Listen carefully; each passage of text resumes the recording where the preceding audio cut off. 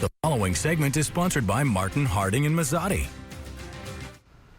New York's criminal justice system has drastic changes coming in just a few months, really just after the new year. The changes will alter different aspects regarding how a criminal case is handled, even allowing a defendant to revisit the scene of a crime, even if it's on your property. Now, here to help explain the changes is managing attorney Paul Harding from the law firm of Martin, Harding, and Mazzotti. Paul, welcome back. Thank you. All right, so several questions regarding some justice reform here. What exactly is bail in the context of a criminal proceeding, and what sort of changes are being made to bail procedures under this new law? A lot there. So bail in the traditional sense is that you've been charged with a crime. You then, the judge says, hey, we want to make sure you come back, so we're going to put some dollar figure on that. So most crimes allowed bail, and if you had the money or a bond or cash, then you'd be able to do that. If you didn't have the money, you'd stay in jail until your case was over.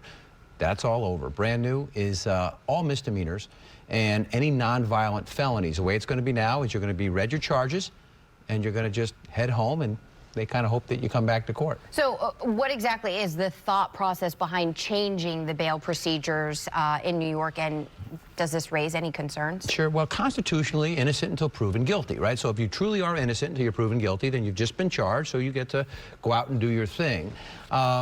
Also, I think a factor was that the people who had money for bail or bond, they went home. The other people stayed in jail, couldn't get a bail together until your case was disposed of, even if you were found not guilty. Concerns? You're not going to come back to court, right? So you don't have that family member put the money up saying, hey, court date's Tuesday, you better get there. And then the fear of somebody getting out of jail, leaving court that day, and now going out and saying, hey, who turned me in? You know, maybe I'm going to go back and I'm going to right some wrongs very quickly.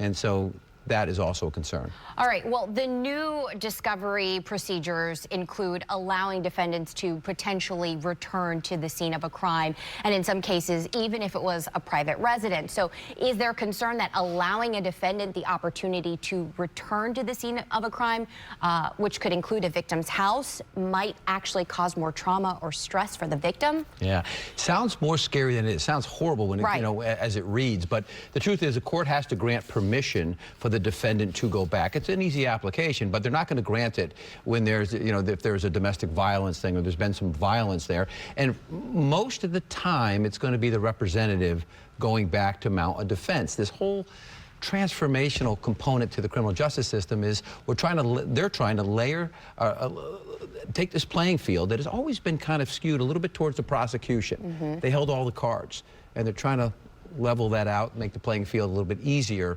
So yeah, I don't see that somebody is going to come back to someone's house. The court's going to know about it, and it's going to be a case-by-case analysis. All right, Paul, thank you so much. Of course, for the latest on when and how these changes may affect you, be sure to visit our website, posted right there on your screen, cbs6albany.com.